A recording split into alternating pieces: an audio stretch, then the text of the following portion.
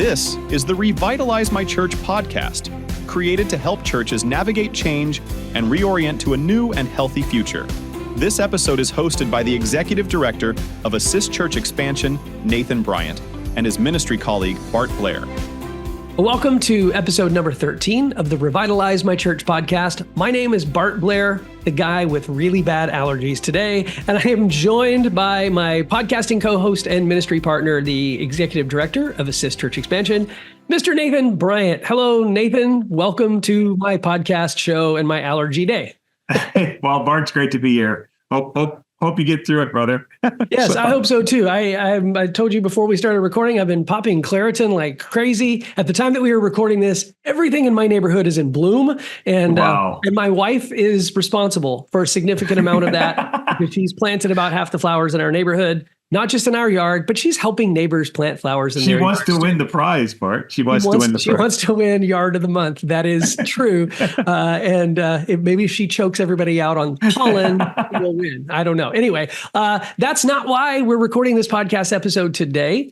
We are recording a podcast episode because we want to help churches that are going through a season of transition, renewal, revitalization, find the healthiest way forward. And if you've been tuned into the podcast over the course of the last few months, you've heard us talk through our 5 big rocks of revitalization. And if you haven't listened to those episodes, I would encourage you to go back and do that because we're going to be riffing off of some stuff that we've talked about in previous episodes in this particular episode. Also want to remind you to make sure that you subscribe wherever you're listening so that you don't miss the future episodes that we release of this podcast. But one of the very first topics that we tackled on the Revitalize My Church podcast is the topic of unity and the importance of unity when it comes to revitalization. Nathan, why don't you give us a quick little recap on the importance of unity in a church revitalization situation? There is nothing more important. In fact, I say you can't move forward without unity. It's impossible because, Jesus says himself, a house divided against itself cannot stand. And as we're trying to navigate the process of revitalization, unity is really important. And it's really important to get unity at the top and work your way from the top down. And we'll talk about that more in this podcast. But unifying the church is really difficult if the leaders are divided. And that is where usually, not always, but a lot of the times when we're working with churches, there's unity division at the top level of leadership, but also in the middle level of leadership. And it's really tricky to get everybody to move forward if someone who has a significant amount of influence is not with you. That causes lots of problems in the church. Right. So you alluded to this in the first episode of this podcast series when we were talking explicitly about the topic of unity, about the best way to communicate vision, the best way to implement change, and the way that you go about communicating those things within the context of the congregation. Now, there's going to be some variation in the way that you do this. So we're going to ask you to just contextualize as we're talking through this, because if your church has 10 or 12 people in it, that's going to be very different than going through this if your church has like 110 people in it. Like it Right. will be a very, very different scenario. But one of the strategies that we encourage churches to employ when they're rolling out any kind of new vision, new direction, new language, or new strategies is to use it's a commonly used phrase. It's called cascading communication. And it's basically addressing the right people in the right timing, in the right process. Nathan, why don't you talk through what we would typically coach a church through if they were going to be communicating some sort of change and trying to maintain unity in that process? Yeah. Well, big thing is start, like I like to see it as concentric circles. So you have let's say you had 3 concentric circles, one in the middle, one medium one, and one which include everybody. And that center circle would be your core leadership team. That's the first group that needs to be communicated to, obviously. but what typically happens is that core leadership team, we will communicate to them, but we don't get agreement before we go out. And that's where you have challenge. So I'm very big on trying to get the information and the plan and the ideas unified before we start talking to them to the next level. So the first level needs to be communicated to, not just communicated to, but that there's agreement and there's process and they've worked it through. And oftentimes the leader will try to talk to everybody. Hey, I let everybody know, well, that's not actually good enough. we need to make sure that the leaders are actually good. And of course, in the church context, we really want that elder team or leadership team to decide on that direction or the decisions that we're making. And it's not just us, edicting it down the food chain, but there actually is buy-in and they understand it and they're behind it and they support it. So that's a really big idea. And so once we get that core leadership team to agree, then we want to go to that second group of that mid-level leaders. And that's the one that's actually usually bypassed, because the pastor and the elders will go on a retreat. They'll come up with this amazing plan. They'll be working on it for months, and they finally get their plan and their ideas all figured out for the year. And they come back to the congregation and communicate, this amazing plan or ideas that they want to execute on. And the mid-level leaders that are sitting in the room usually can be very upset because they weren't included in the conversation. They weren't let to know first. They weren't part of the process.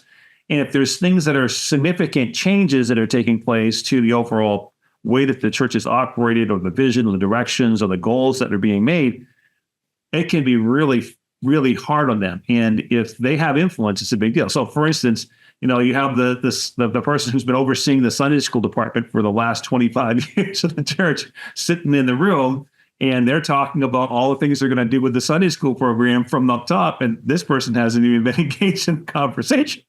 Well, she may be quite upset about the whole situation.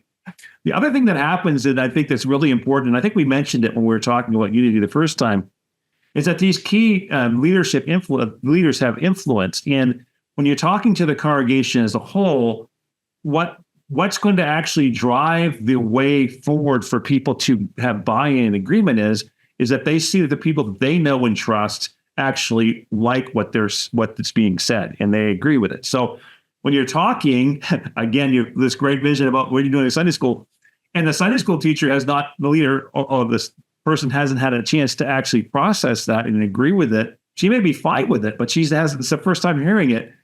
Her response to that is going to be really big, because everybody in the room is going to look over to her or him, whoever is leading that, and say, oh, how are they responding to that information? Because if they don't like it, why would we want to like it? Because they're the ones who have the influence there. So it's really, really critical for leaders to start with the leadership core, and then bring it to that second level of leaders. And it's not about, hey, I gave them an announcement and communicated to them about all that's going to go on, and now they're good with it. No, if you really want buy-in and ownership, you need to allow people to hear it, process it, ask questions, and then decide. And so oftentimes when we're working with churches, that's arduous, slow process, which guys, want to move faster than that. But if you want unity and you want ownership, you got to move a little bit slower, but you need to have some strategic process to do that. So I always encourage guys to plan on 3 meetings with each group. You may only need 2, but at least 2, because you have different types of people. And I think that's a big conversation too, Bart, is you have some people who are going to say yes to whatever you say because they love you and they think you're the greatest thing since sliced bread, and whatever you're going to come up with, they're for, right? So they're fine. Then you have other people they like anything new. So if as long as it's something new, they're for it. And you have other people who have to process stuff, and it takes time for them to understand even what you said. They have to read it and think about it, and it's really 2 days later whether they've got their mind made up on what's going to happen. So, and you have, of course, you always have breaks people who, it doesn't matter what you say, they're saying no to. That's going to happen. But so you need to be ready to give process to each stage, both with the core leadership team, with the mid-level leadership team, and with the actual congregation, the full congregation. Give them time to process what you're trying to say, and give them time to buy into the concept. But with that cascading leadership model, what happens is when you have that core leadership team saying, we all agree and stand for this, and we're all excited about it, man, when you get to that second level of leaders, usually there's a good chunk of those that are already part of that group anyway. they're like, wow, they're excited about it. And if that second level of leaders buys in and agrees and are excited about it, when you get to the congregation, pretty much you're already 90% there, right? Yeah. Everybody who's doing anything or making any decisions in the church, you've already agreed to it. But giving that time and process is going to honor the people, it's going to validate them, and it's going to encourage them, and it's going to allow them to not just hear it, but own it. And that's really important. I'm going to comment on a couple of things there. One is you're kind of the default definition of that second ring is mid-level leaders or second level leaders. I also like to include in that group any key stakeholders or key influencers in the church, whether they're leading or not.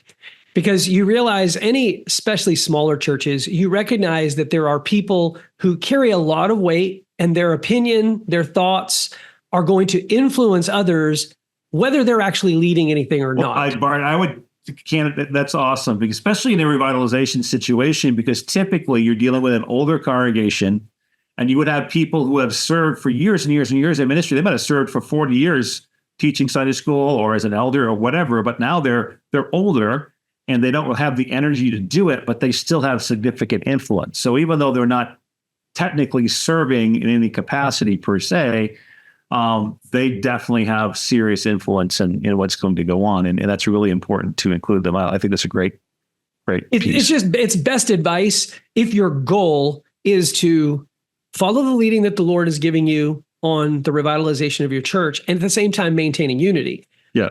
The best thing that a pastor can do is plan a slow, deliberate, communicative process with a feedback loop so that he's hearing back from people and having good conversation. The other alternative is that you just barrel through it and you're going to get to the end of it and you're going to have a great idea and a great plan, but nobody with you to implement it, right? You're going to be standing there alone. Or two people, right? And you're not going to be able to accomplish your wife and your three kids. Like, that's all that's left with you. They had no choice whether you were casting a great vision or not. There's a recent episode of this podcast. It's actually episode number 8. And at the time that we're recording this, Nathan has not even heard that podcast episode. So this is going to be new to him. I recently interviewed Dr. David Shu, who is a pastor in a church in Houston that was a Chinese church. Okay. And 10, 15 years into his ministry there, he began to feel a need for the church being more culturally connected to people in their community that were not Chinese. And he began to start to try to cast a vision for his primary leaders on how they could be a church that was reaching more people, not just Chinese people in their community. And in his first meeting, and he shares this in the podcast episode, in his first meeting with his primary leaders, they did not love the idea. They weren't with him. And so rather than trying to just, bully it through, he pressed pause, went back. It took him several years before he came back to do it again. But in those few years between the first time he brought it up with the church and the next time, he introduced it, he had already started to subtly lay some groundwork and do some things that were beginning to shift the culture in the church so that there was that people would be more receptive to this particular idea. Now, in a church revitalization scenario, you might not have years to work people towards getting where you want them or need them to be. But your best plan is always going to be to do the best that you can, to take the time that you need to get unity at each level. Now, unity is not the same thing as, what's the big word that I'm thinking about? Not everyone is necessarily going to agree 100% unanimous. That's the word. Being unified is not necessarily the same thing as being unanimous, because you may have some people or a person or two that are holdbacks, that aren't necessarily with you. And you're going to have to figure out what level of lack of unanimousness you're willing to live with to move forward, and who those people are, and what the risk is in moving forward without their buy-in. You use the Sunday school teacher example. Yeah. If by doing this, if you introduce this and you brought that Sunday school teacher into that mid-level leaders thing, and you sense that Sunday school leader is the only holdout in the decision that's being made, but it has the potential of splitting the church down the middle, Yeah. you better think twice about the timing in which you move forward. It doesn't mean that you don't. And I would also say, Bart, on top of that, like what you're saying is excellent, because oftentimes, we're focusing on getting everybody to say yes to it. And that's not really possible. I mean, maybe in some places it's happened, but in most situations, it's just not reasonable. But we want to show people respect and kindness. We do have a plan. We do have, you're probably there because God's called you and you really sense God's leadership moving this forward, but he also cares about these people. And just because they don't agree with you doesn't mean they're dumb or stupid or whatever. It may mean that they are stuck in a way of thinking that was a long time ago and they have a hard time seeing something new. But that's part of leading them is so sometimes we can beat the sheep because we're not leading them effectively. So, but there are some difficult sheep along the way as well. Yeah, I would also say to you, one of the things I do when I'm working with leaders is I ask them to write down all the key people in the church that have influence. And then I want them to write another list of, okay, who are the ones in this list that you think you'll have no problem moving towards a vision and are excited about a new future? And who are the people in this list who likely will be challenged by anything new that's coming their way? And so oftentimes what we'll do is sometimes that list is really short. There's only like 2 people, but they have significant influence. Or it could be a little bit longer, like 5 or 6 people that will be a challenge. So sometimes we have to go and actually engage those people individually and privately, because we also would set up with the churches. We say, okay, this meeting today, because I'm going to do a process. This first meeting today, I'm going to have the same I'm going to do with the mid-level leaders. Our elders are all agreed. We're going to go to the mid-level leaders. We're going to communicate this vision. We're aware that these 3 or 4 folks may be a challenge. So in that first meeting, we're going to say, this is just an information meeting. This is not we haven't made a decision. We're excited about it and we want to move forward to it. But we want to give it to you guys to process and get your feedback before we move ahead. So, but this is just an information meeting.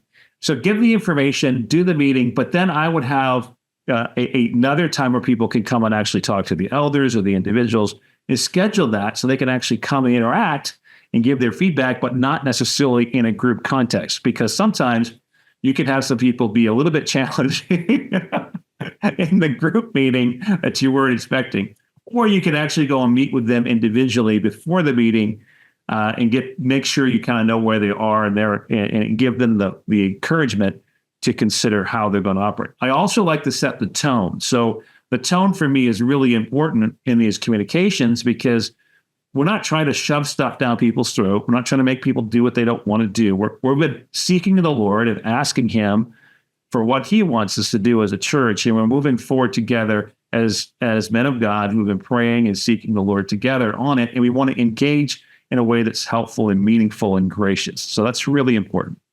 Yeah.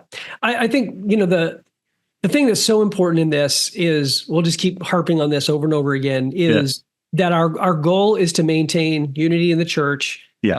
Without unity, we're not going to be able to accomplish the things that God is calling us to accomplish. We're not going to be able to get where we dream of being.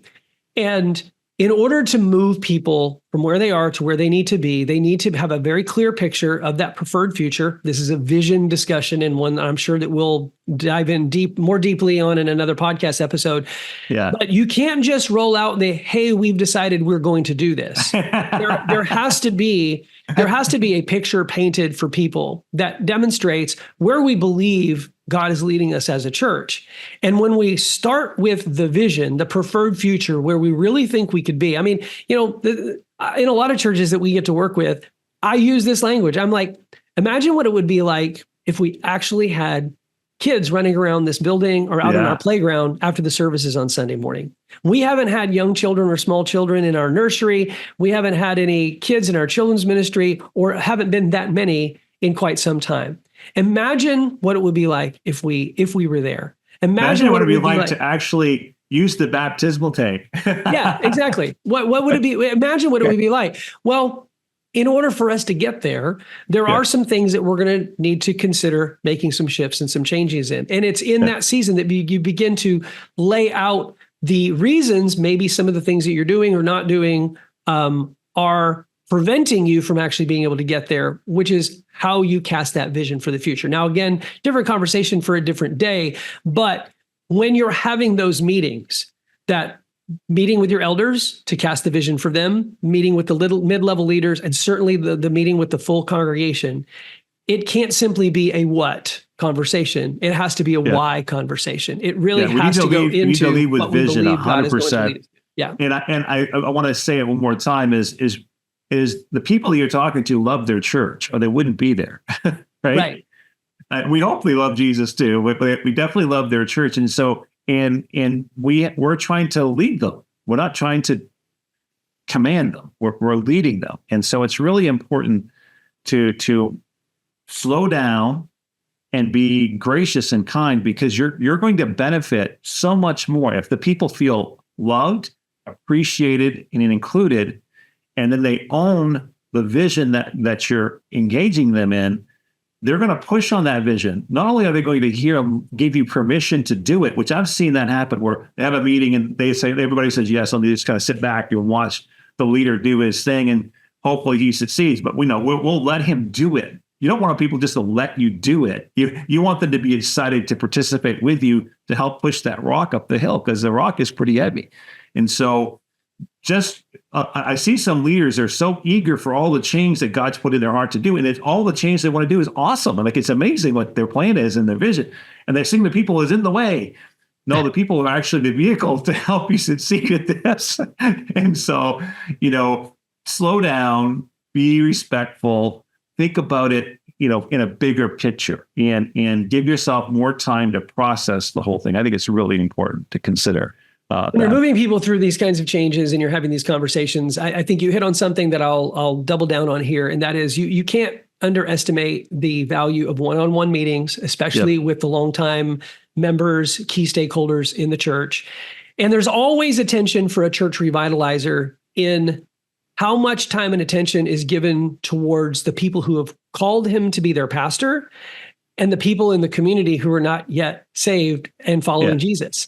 And for those of us who tend to be wired a little bit more evangelistically, it can be easy to, run around the people who called us to be their pastor versus giving them the time and the intention and the shepherding and the love that they really need to get where they need to go. But I believe that you honor Jesus most sincerely when you recognize that Jesus died to save the lost, but he's called a church for the saved. And you are a pastor of a church, in addition to being an evangelist and a missionary with the gospel. It's a both and you have to live in that world, and you have to live in that tension. And it is tricky, but it's in this season that if you want your church to be most effective at its evangelistic efforts, you're going to have to be a great shepherd in the process to get your people there. Now, you want your people excited about what's happening, and they're involved, and they're committed to it, and they're shouldering the load, and they're telling all their friends, because they're just motivated. They're not just participating or letting it happen, but they're actually fully engaged. And they're inviting their friends, and they're also helping to advocate for you or the other people in the church who maybe are having challenges, because they're so excited about what could be happening here. They want to, hey, Jim, get off your stuff here. Let's go. And, stop being a grumpy pants. Like, you want to see that, but I think I just want to encourage, like, there's some guys who move too slow, like they're moving too slow, but most of the guys that are doing this kind of work, they move way too fast. And they're seeing the people as in the way of the vision that they believe God's called them to. And it's awesome that they have vision, but they have to slow down and think about, how am I leading these people towards a unified movement to get this done together? And boy, that's much more exciting. Now, along the way, when you're making change at any level, you're going to lose people. People aren't going to like it. And there'll be people who will be, resisting it. But in the end of the day, the more people you can take with you who are excited to do it together, you're going to have much more results, and it's going to be a lot more fun along the way. So, I believe it was Mark Clifton, who's Southern Baptist church revitalization guru. I've learned so much from him over the years. And he said the most effective church revitalizer has the ability to always exercise tactical patience. Yes. You have to be tactical. You have to be strategic. You have to look for the right time to strike, the right time to move, but you have to be patient in the process. And the primary reason for the patience is to make sure that you maintain unity in the church. Most important thing there. Let's land the plane on this thing. Any last things that you don't think that we've fully fleshed out here, Nathan, before we wrap this one up? Well, I just want to reiterate what I just said, really, because when we're dealing with a lot of revitalizers, and I just find them way too eager, and that's why in the conversation I'm communicating probably a little too heartily, but I think we just want to slow it down and think process, make a communication plan. When you meet with your elder team and you come up with a thing that you guys all agree to. How big is this thing you guys are deciding? How many people it's going to impact? And do we have a communication plan? Don't just assume that you can just announce it and now move. You want the body excited about the changes that are happening and participating fully into that. And have that as your outcome in your mind, not just the change you're looking for, but that everybody's on board and excited about it. That's also part of the vision that you're trying to get to. Yeah. If you are listening to this podcast and you are one of those high D type A personality leaders, the thing that makes you so gifted at the potential work of revitalizing a church can also be the greatest weakness that you have as a leader. And you have to really learn to live within who you are and who God has made you to be, at the same time exercising those shepherd gifts. Even if the shepherding gifts are not your primary gifts, through a revitalization season, it's going to be really important that you maybe grow in those a little bit. Yeah. Yeah. Well, Yes. I'm going to leave you, Nathan, and our guests with a piece of scripture because we know that Jesus prayed that his body, his church would be unified, that his disciples would be unified. But Paul the Apostle also made a great appeal to this in 1 Corinthians 1:10. He says, I appeal to you, brothers and sisters, in the name of our Lord Jesus Christ, that all of you agree with one another in what you say, and that there be no divisions among you, but that you be perfectly united in mind and thought. Your mind and your thought is your vision, it's your direction, it's where you're going. And Paul appealed to the church in Corinth, and we're going to appeal to all the churches in America, North America that might be listening to this, that you are perfectly united in mind and thought in where the Lord is leading you and the impact that you can make in your community. Amen. Thanks so much for tuning in to another episode of the podcast. If this has been helpful for you, please share it with someone that you know, someone that you love, someone that might be able to benefit from it. And don't forget to leave us a rating and a review wherever you listen to your favorite podcast, because that feeds the algorithmic machine and more people can then find the podcast. Thanks again for tuning in to the Revitalize My Church podcast.